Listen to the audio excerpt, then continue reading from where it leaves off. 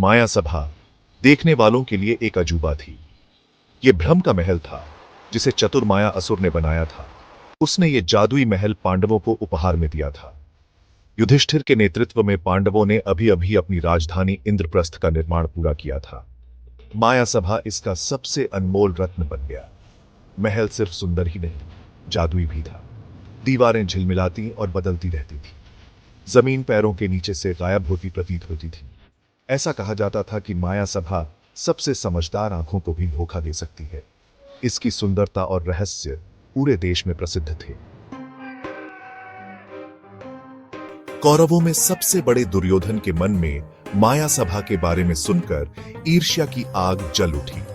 वो युधिष्ठिर का चचेरा भाई था, लेकिन उसका दिल ईर्ष्या और द्वेष से भरा था। दुर्योधन सत्ता और वैभव का भूखा था। माया सभा पांडवों की समृद्धि का प्रतीक उसके क्रोध को और भड़काती थी। एक दिन दुर्योधन इंद्रप्रस्थ आया।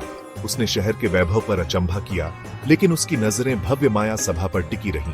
उसका सौंदर्य निर्विवाद था, लेकिन दुर्योधन ने इसे एक ताना, अपनी कथित हीनता की निरंतर याद दिलाने के रूप में देखा। वो इसे पाने के लिए, इसके वैभव को अपना बनाने के लिए तरस रहा था। जैसे ही दुर्योधन ने माया सभा में प्रवेश किया, विस्मय से उसका मुंह खुला रह गया। क्रिस्टल के फर्श महल के वैभव को दर्शाते हुए पानी का भ्रम पैदा कर रहे थे। दुर्योधन अभिमान में अंधा चमकते फर्श को पानी का तालाब समझ बैठा। वो अपने वस्त्र ऊपर उठा लिए ताकि भीग न जाए। पांडव उसकी मूर्खता देखकर अपनी हंसी नहीं रोक पाए। पांडवों में सबसे बलवान भीम जोर से हंसा। उसने दुर्योधन की गलती की ओर इशारा किया, जिससे कौरव राजकुमार को बहुत अपमानित होना पड़ा। दुर्योधन शर्म से लाल आगे बढ़ा तो उसे एक और भ्रम का सामना करना पड़ा। जहां एक द्वार था, उसे एक ठोस दीवार दिखाई दी। वो अदृश्य दीवार से टकरा गया, जिससे उसकी शर्मिंदगी और बात अट गई।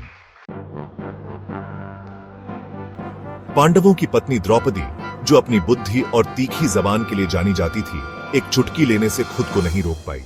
क्या महान दुर्योधन ने ऐसे अजूबे कभी नहीं देखे? उसने व्यंग्य से भरी आवाज में पूछा।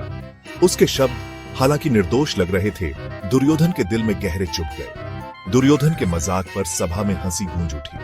उसका चेहरा शर्म और गुस्से से जल रहा था।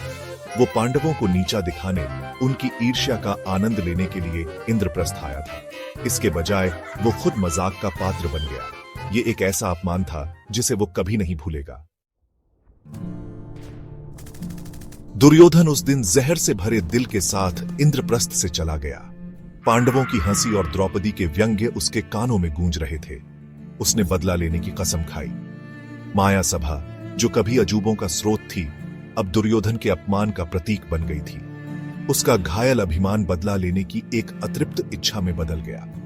माया सभा में उसे जो अपमान सहना पड़ा, वो एक निर्णायक मोड़ बन गया। इसने एक ऐसे युद्ध के बीज बोए जिसने पूरे राज्य को अपनी चपेट में ले लिया।